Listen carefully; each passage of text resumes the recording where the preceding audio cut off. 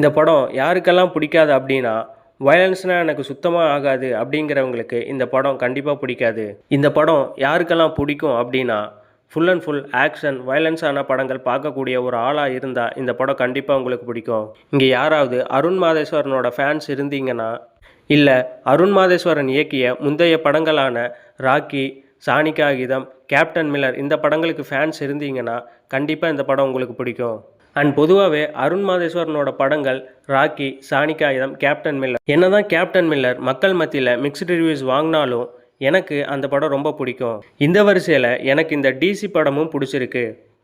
And உங்களுக்கு இந்த படம் பிடிச்சிச்சா இல்லையா அப்படிங்கிறதையும் சொல்லுங்கள். இந்த படத்துக்கு என்னோடய ரேட்டிங் என்னென்னா 10க்கு 7 கொடுக்கலாங்க.